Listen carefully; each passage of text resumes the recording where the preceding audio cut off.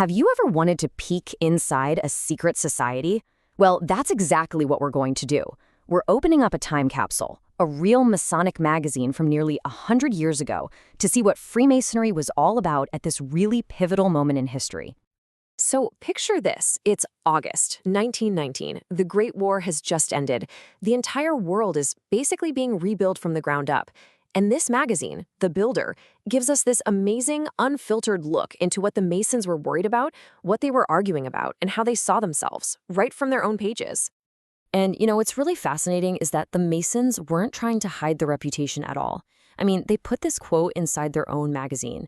It perfectly captures that tension that has always surrounded them, this whole idea of secrecy. Okay, so what was actually on their minds back in 1919? We're going to dig into 3 really different stories that we pulled right from this magazine. First, a super frustrating mission to France right after the war. Then, a really passionate debate they were having internally about their own future. And finally, a surprisingly honest look at the heavy criticism they were facing. All right, let's dive in. First up is this story of, patriotism and just sheer persistence. After the war, American Masons really wanted to help out their soldier brothers who were still over in Europe. But as you're about to see, it was anything but simple. I mean, they were just blocked at every single turn. For more than a year and a half, some mysterious agency and even government officials kept refusing to give them passports. Even after they agreed to work under the YMCA, their paperwork just sat in a drawer for weeks. It literally took a New York Supreme Court judge, Judge Scudder, personally going to Washington to finally cut through all that red tape. But you'd think after all that trouble, they'd get a hero's welcome, right? Nope. When the mission finally got there, the reception was icy. The soldiers on the ground just felt totally abandoned. To them, it didn't look like perseverance. It looked like the Masons were indifferent, or maybe even cowardly for only showing up after the fighting was over. But then everything flipped. As soon as the mission explained what really happened, all the political roadblocks that had kept them stuck at home, the whole dynamic changed. The soldiers' disappointment just melted away and turned into pride. All of a sudden, you couldn't even fit everyone into the Masonic meetings. Guys were pouring in, reconnecting with that sense of brotherhood they'd been missing. And the price tag for getting that message across and rebuilding all that trust? $15,000. Which, you have to remember, is a ton of money in 1919.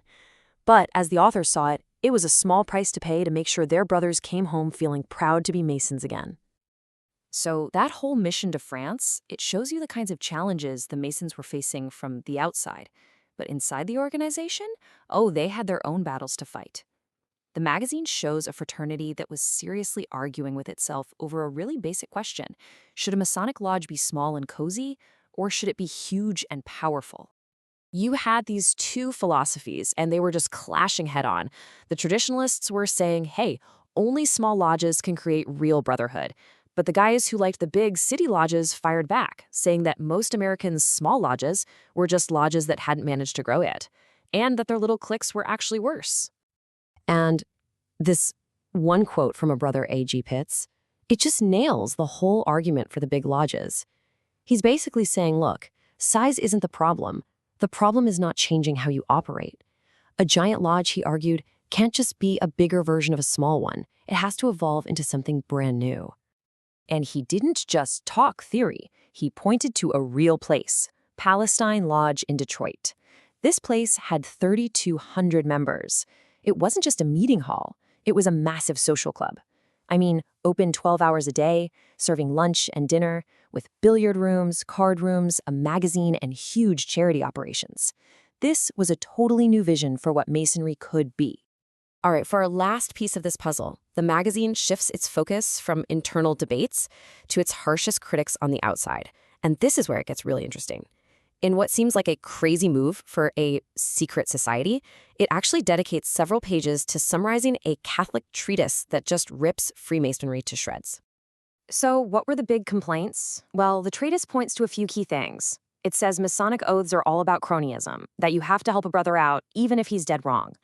It points out that Masonic law says that rebelling against the government isn't a big enough deal to get you kicked out. And it argues that for all its talk about being for everyone, Masonry is really just for the elites. But the critique didn't just stop with how they acted. It went deeper. It started asking, what about all those famous symbols? What do they really mean? According to this treatise, the famous Masonic letter G doesn't stand for God or geometry. Nope. They claim it stands for generation, and that the whole symbolic system is just a modern-day cover for ancient pagan stuff, specifically what it calls solar and phallic worship. And then comes the real bombshell. The treatise claims that a central story in Masonic ritual, the murder of an architect named Hiram Abith, is actually a secret political allegory.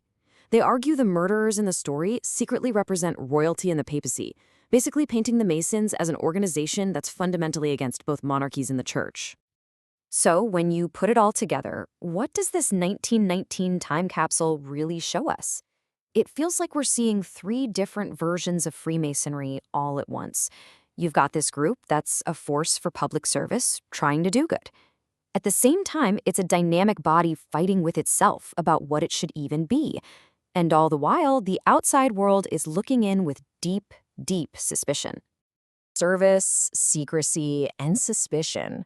Those three things were clearly pulling the Masons in different directions 100 years ago. And it kind of makes you wonder, right? A century later, how much has really changed? Do those same forces that push and pull still define the private organizations and exclusive groups that exist in our world today?